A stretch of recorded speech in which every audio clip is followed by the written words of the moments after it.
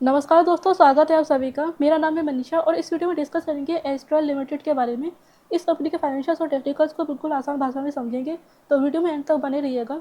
शुरुआत करते हैं डेली चार्ट से। तो देखिए, स्टॉक जो है अप ट्रेड में था। उसके बाद यहाँ पे डबल टॉप बना के जो है रेजिस्टेंस लिया हुआ है, इधर सपोर्ट लिया है, तो एक तरह से कंसल्टेशन में था स्टॉक। उसके बाद से एक नई जोन बनाई है स्टॉक ने, यहाँ पे सपोर्ट ले रहा था और यहाँ पे जो है रेजिस्टेंस ले रहा था। तो ये वाला इसका रेजिस्टेंस बन रहा था। इस सपोर्ट पे स्टॉक जो है बार बार आ रहा था। अब इसके बाद इसने स्टॉक ने इसका ब्रेकआउट दिया है सपोर्ट का, और अभी जो नया जोन बन रहा है, जो नया सपोर्ट बन रहा है, वो यहाँ पे बन रहा है 1884 का हमारा नया सपोर्ट बन रहा है। ठीक है। और ये जो रेजिस्टेंस का काम कर रहा था पहले, इसको भी आज स्टॉक ने ब्रेकआउट कर दिया है। अब जो है स्टॉक ने लाइफ टाइम हाई लगाया था 2450 रुपये का। ठीक है। अब यहाँ से स्टॉक करेक्ट हुआ है क्योंकि इसके रिजल्ट्स आए थे और क्वार्टर पे जो है नेट प्रॉफिट थोड़े कम हुए थे। तो फाइनेंशियल्स को भी आगे देखेंगे, तो आप वीडियो में अंत बनी रहिएगा। वीकली चार्ट में अगर आप देखते हैं तो स्टॉक हमको यहाँ से रिवर्सल लेता हुआ दिख रहा है। इसके ऊपर स्टॉक निकल जाएगा, देन जो है ये स्टॉक अपने लाइफ टाइम हाई को टच करने आ सकता है। ठीक है। और ये जो हमारा टारगेट रहेगा लाइफ टाइम हाई का, और आप लॉन्ग टर्म होल्डर है तो आप और आई के लिए जो है होल्ड कर सकते हैं 1-2 साल तक। तो अभी हम फाइनेंशियल्स को देखते हैं कि कंपनी में क्या इतना पोटेंशियल है कि इसका स्टॉक प्राइस जो है अपने लाइफ टाइम हाई को वापस टच करने आएगा। तो फाइनेंशियल्स की बात करते हैं। लार्ज कैप कंपनी है ये, 53,993 करोड़ का मार्केट कैप है। पी रेशो 99 का है, इंडस्ट्री पी 35.3 का है। तो इतने टाइम तक कंसोलिडेशन के बाद भी जो है पी रेशो काफ़ी ज़्यादा देखने को मिल रहा है हमें इंडस्ट्री पी से, और बुक वैल्यू भी ज़्यादा है, 17 की बुक वैल्यू है। तो वैल्यूशन के मामले आपको ये स्टॉक ज़्यादा देखने को मिलेगा। ये स्टॉक थोड़ा हाइक में रहता है, तो इसलिए स्टॉक का जो वैल्यूशन है वो ज़्यादा ही रहता है। तो कुछ स्टॉक्स ऐसे रहते हैं जिनकी वैल्यूशन कभी कम होती नहीं है एक्चुअली, तो उनमें जो वैल्यूशन कम होने का हम वेट नहीं कर सकते, करेक्शन पे ले सकते हैं, क्योंकि कंपनी काफ़ी अच्छी है और लार्ज की कंपनी है, तो ये इससे ज़्यादा करेक्ट होना मुश्किल है इसके लिए। अब आर ओ सी देखें तो अच्छा है 23.2 का, एंड आर ओ ई अच्छा है 18% का। डेट फ्री कंपनी है, 0.04 का जो है डेट है। और कंपनी के बिजनेस की बात करते हैं तो कंपनी के जो बिजनेस में सेगमेंट है, तो कंस्ट्रक्शन से रिलेटेड चीज़ें बनाती है कंपनी बेसिकली। प्लास्टिक से रिलेटेड लाइक जो पाइप्स हो गए, पीवीसी पाइप, सी पीवीसी पाइप्स, जो पाइप्स इंडस्ट्री में, प्लम्बिंग में, एग्रीकल्चर में और इंफ्रास्ट्रक्चर में यूज़ होते हैं। उसके अलावा जो कंपनी बनाती है, तो ये जो पाइपिंग का सेगमेंट है, इसमें कंपनी का सबसे ज़्यादा रेवेन्यू आता है 70% का। उसके अलावा जो रेवेन्यू आता है वो एडेसिस एंड सीलेंट से आता है, जो कि कारपेंट्री, कंस्ट्रक्शन और ऑटोमेटिक जैसी चीज़ों यूज़ होती है, जो कि बेसिकली लिक्विड होते हैं। केमिकल होता है जो कि जहाँ पे अगर कोई जॉइंट टूट गया है तो उन चीज़ों को जोड़ने का काम करता है। उसके अलावा कंपनी जो है इंफ्रास्ट्रक्चर में भी जो है water tanks, drainage solution, cables, ये सारी चीज़ें कंपनी बनाती है। इसके अलावा कंपनी की जो मेनली बिजनेस है वो डोमेस्टिक स्केल पर है, और ग्लोबली कंपनी थोड़ा एक्सपेक्ट करने की कोशिश कर रही है, बट जो ग्लोबली रेवेन्यू है वो बहुत ही ज़्यादा कम है। रिजल्ट्स की बात करते हैं तो देखिए, इस क्वार्टर में जैसे ही रिजल्ट्स कम हुए, रेवेन्यू 1625 से घट के 1384 करोड़ हुआ है, और जो नेट प्रॉफिट है वो 121 से घट के 120 करोड़ हुआ है। तो इस वजह से हमें करेक्शन देखने को मिला स्टॉक में। बट अगर आप ये चीज़ देखें तो जो कंपनी का बिजनेस है, तो इसमें इसका जो मार्च क्वार्टर रहता है साल का, वो सबसे ज़्यादा प्रॉफिटेबल रहता है। मार्च क्वार्टर में सबसे ज़्यादा रेवेन्यू रहा है इस साल, दिसंबर के बाद इसमें बढ़ा है। उसके पहले अगर हम देखें तो मार्च में सबसे ज़्यादा था 1506 करोड़ का। उसके बाद जो है जून में रेवेन्यू घटे हुए हैं। इसके अलावा इससे पहले देखते हैं, मार्च में 1391 करोड़ का रेवेन्यू, उसके बाद 2022 में 1213, और उससे पहले हम 2021 का देखें 701 करोड़। ठीक है। हम जो है मनी कंट्रोल पे देख लेते हैं, तो ये 2015 से देखते हैं। इससे ज़्यादा पुराना अगर डाटा देखेंगे तो आप देख सकते हो, बट वीडियो जब लंबी हो जाएगी तो इसलिए इतना ही देखते हैं। तो देखिए, मार्च 2015 में 471 करोड़ के रेवेन्यू थे, जो कि जून में घट के 386 रह गए। इसके बाद देखते हैं,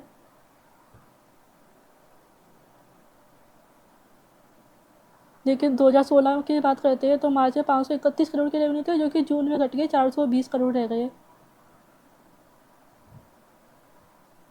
2017 की बात करते हैं तो देखिए, मार्च में थे 586 करोड़ के रेवेन्यू, और जून में रह गए 417 करोड़ के। इसके अलावा 2018 में 650 करोड़ रेवेन्यू था मार्च में, जो कि जून में घट के कितना हो गया, 477 करोड़ रह गए। 2019 में भी अगर आप देखें तो 606 करोड़ रह गए, जो कि पहले थे मार्च में 774 करोड़। 2020 में भी देखते हैं,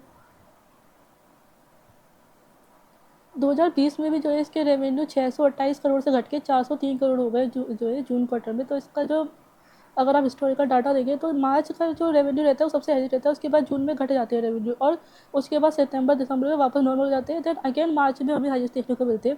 तो इसका एक्चुअली रीज़न क्या है ना कि जो ये दिसंबर के बाद जनवरी, फरवरी और मार्च के जो मंथ्स रहते हैं ये सीजनेबल मंथ्स रहते हैं कंस्ट्रक्शन एक्टिविटी के लिए। तो इंडिया में जितने कंस्ट्रक्शन वर्क होते हैं उनके लिए ये तो बहुत ही मतलब बेस्ट टाइम रहता है। सबसे ज़्यादा कंस्ट्रक्शन वर्क इसी टाइम पे देखने को मिलता है, क्योंकि ये इस टाइम पे जो सीज़न रहता है वो ड्राई सीज़न रहता है, तो ना तो बारिश होती है ना कुछ। तो इस जो है ना लाइक जो पाइपिंग वगैरह करनी है, सीलेंट्स वगैरह लगाने हैं, तो ये सारी चीज़ें जो है इनके लिए बेस्ट रहता है। और कंपनी का बिजनेस इसी से रिलेटेड है, जो पाइप्स वगैरह बेचती है, सीलेंट्स बेचती है, एडहेसिव्स बेचती है। इस क्वार्टर में जो है इनको सबसे ज़्यादा डिमांड देखने को मिलती है, इसलिए रेवेन्यू बढ़ते हैं, ठीक है। अगर हम इसके अलावा रिजल्ट की बात करें तो गवर्नमेंट के भी जो कंस्ट्रक्शन वर्क रहते हैं, इंफ्रास्ट्रक्चर वर्क रहते हैं, उनको अपना बजट प्लान करना है, तो वो भी इसी सीज़न में जो इस क्वार्टर में हाईएस्ट रहते हैं। वो कोशिश करते हैं कुछ करने की कि इस जो क्वार्टर में सारे जो पेंडिंग वर्क है, पेंडिंग प्रोजेक्ट्स है, वो कंप्लीट हो जाए। इसके अलावा एग्रीकल्चर में भी जो रबी की फसल है उसकी हार्वेस्टिंग होती है, उसमें भी एग्रीकल्चर में पाइप्स वगैरह की जरूरत पड़ती है, जो कि इस कंपनी से जो है मिलते हैं। इसके अलावा इस कंपनी का जो एक बेनिफिट ये है कि ये कंपनी की टायर 1 सिटीज़ में काफ़ी ज़्यादा अच्छी प्रेजेंस है। तो ये सारे रीज़न्स हैं जिनकी वजह से मार्च का क्वार्टर इनके सबसे ज़्यादा बेनिफिशियल रहता है। तो अभी 181 से घट के 120 करोड़ की रेवेन्यू है, बट अगले क्वार्टर में आपको जो रेवेन्यू बढ़ के देखने को मिलेगी। और इसके अगर आप होल्ड कर लेते हैं एक साल तक, अभी से अगर मार्च तक की बात करें तो एक साल भी नहीं, कुछ 6-7 महीने का टाइम लगेगा, और 6-7 महीने में जब रिजल्ट आएंगे तो वो डेफिनेटली 200 करोड़ से ज़्यादा बढ़ के ही आने वाले हैं, आ सकते हैं, ठीक है। अगर जब रिजल्ट आएंगे तो अभी आप अगर इसको होल्ड करते हैं ना स्टॉक को, तो ये स्टॉक 3,000 तक भी आपको देखने को मिल सकता है एक साल के अंदर ही। तो अभी अगर आप इस स्टॉक को होल्ड करते हैं करेक्शन में, जो कि अभी कंपनी का थोड़ा टाइम ख़राब है, अगर इस टाइम पे अगर आप कंपनी का साथ देते हैं तो जब रिजल्ट अच्छे आएंगे तो स्टॉक का प्राइस बढ़ेगा और फिर कंपनी आपका साथ देगी। बाकी आप ईयरली बेसिस पे अगर देखें तो जो रेवेन्यू वो हाईएस्ट है 5,641 करोड़ की। जो ऑपरेटिव प्रॉफिट है वो है 925 करोड़ का, और जो ओपीएम है वो पिछले साल के बराबर ही 16% का। नेट प्रॉफिट भी हाईएस्ट है 546 करोड़ का। तो जो क्वार्टरली बेसिस पे थोड़े अप्स एंड डाउन है, बट ईयरली बेसिस पे highest revenue, highest net profit है, ईपीएस भी हाईएस्ट है 20 का।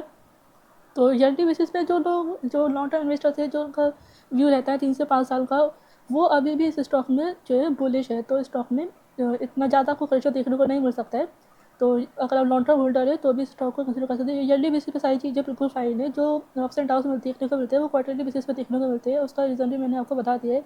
ईयरली बेसिस पे तो अगर आप देखें तो जो रेवेन्यू है 2014 में 1,057 करोड़ के थे, अभी 5,641 करोड़ के हैं, यानी कि लगभग 10 साल में 5 गुना से ज़्यादा रेवेन्यू हो चुकी है। नेट प्रॉफिट थे 79 करोड़ के, जो कि अभी है 546 करोड़, यानी कि जो नेट प्रॉफिट है वो 7 गुना के समथिंग हो चुके हैं 10 साल के अंदर ही। 7 गुना नेट प्रॉफिट काफ़ी अच्छे रिटर्न है। अगर आप ईयरली बेसिस पे कैलकुलेट करें तो जो ग्रोथ है नेट प्रॉफिट्स की, वो एक एवरेज ग्रोथ 21% के आसपास रहती है, जो कि काफ़ी अच्छी ग्रोथ है।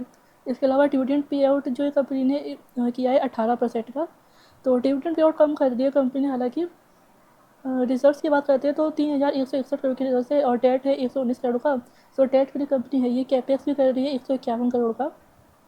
इसके अलावा रेशियोज़ की बात करते हैं तो जो आरओसी है वो 25% के आसपास रहता है हर साल, और इस साल का जो रहा है वो रहा है 23%। तो आरओसी भी अब काफ़ी अच्छा देखने को मिल रहा है। इन्वेस्टर्स की बात करते हैं तो प्रमोटर जो है वो है 54%। एफ जो है इन्होंने अपना स्टेक थोड़ा बढ़ाया हुआ है, 21 से 22% हो गई है। एन है वो 12% है। इसके अलावा जो पब्लिक है वो 1% से घटी हुई है। सो पब्लिक का जो शेयर होल्डिंग पैटर्न है वो है 10.96%। तो अगर हम देखें तो पब्लिक में काफ़ी कम है इस स्टॉक में। सो शेयर होल्डिंग पैटर्न के हिसाब से भी स्टॉक काफ़ी अच्छा देखने को मिल रहा है। एफ काफ़ी ज़्यादा है इस स्टॉक में। तो इस वीडियो के लिए बस इतना ही। आई होप कि आपको वीडियो अच्छा लगा होगा। अगर वीडियो अच्छा लगा है तो वीडियो को लाइक कर दीजिए, और चैनल पर नए हैं तो चैनल को सब्सक्राइब कर दीजिए। अभी आपको किसी और स्टॉक से रिलेटेड क्वेश्चन है, या कोई और क्वेश्चन या कोई क्वेरी है, तो कोई डाउट है तो आप कमेंट जरूर कर दीजिएगा, आपको रिप्लाई जरूर मिलेगा। थैंक्स फॉर वॉचिंग, मिलते हैं नेक्स्ट वीडियो में।